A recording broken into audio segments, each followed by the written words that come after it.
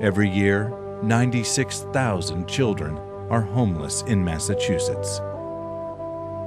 Every night, 2,000 families stay in shelters.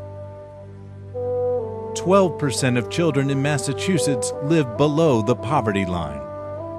Most are 5 years old or younger. These facts and faces are not what you would normally associate with the homeless. But just a few miles from some of Boston's wealthiest suburbs, right now, the state is housing 87 homeless families in buildings from a former state institution for the mentally disabled. They live in tiny dorm rooms, sometimes 3 to 4 members of one family to a room, sharing a communal bathroom down the hall.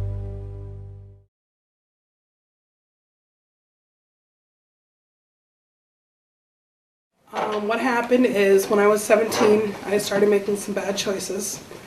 And when people ask me how I ended up homeless, that's what I tell them. I've made a lot of bad choices. Gone with the whole roommate situation, not a good idea. And just, I didn't have my priorities straight. I had my own place. It was rent to own. Just bought a truck. I was working with the mentally and physically disabled. Had a great job. I loved my job. And as soon as I bought my truck, 3 weeks later, I got laid off.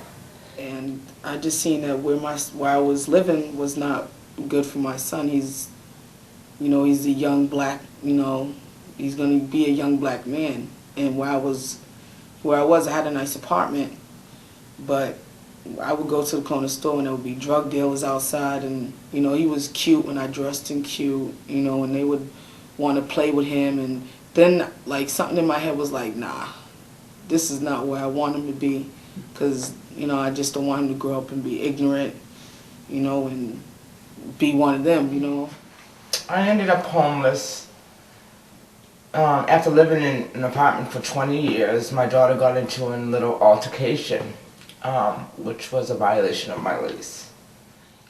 We went to mediation and the case was dismissed, but I still was evicted.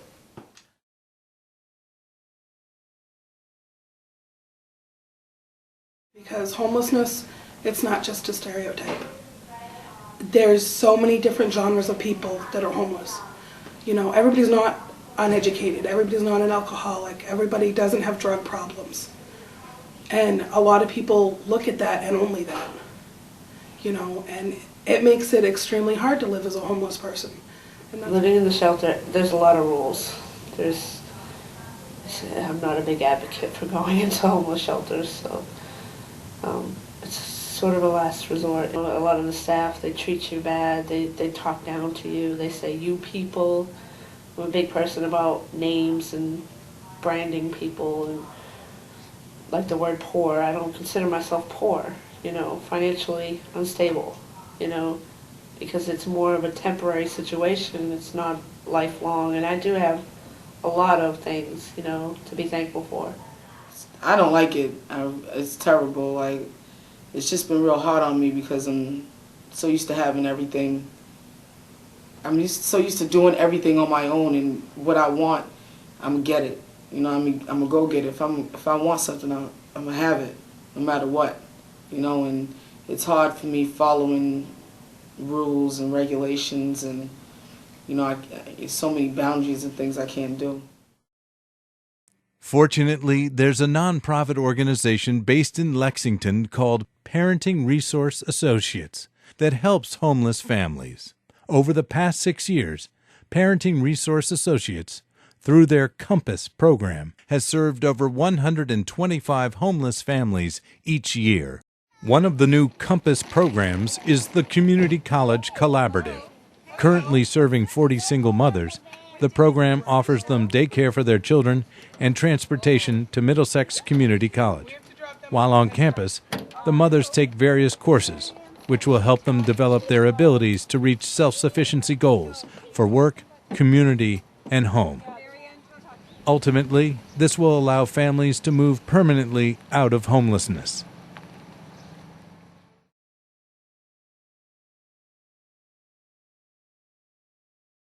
It's great. I love being here.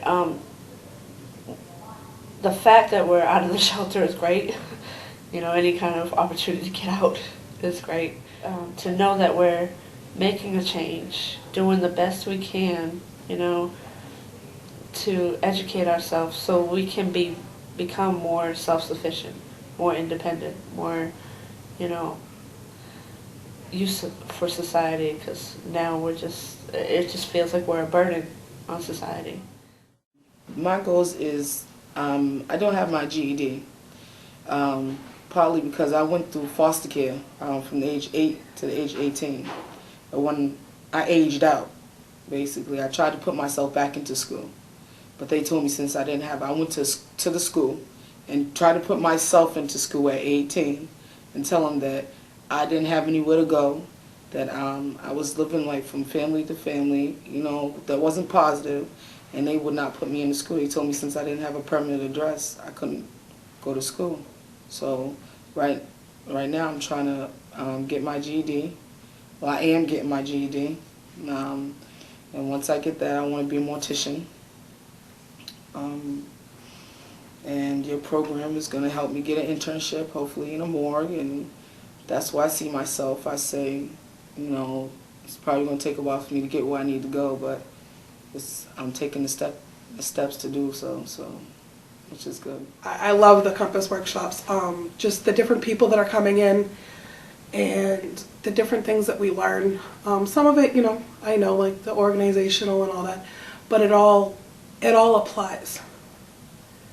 It's easy. It's very easy to see how it goes. It should go into everyday life. You know, the organizational skills, meeting people who have been there, and it's very uplifting.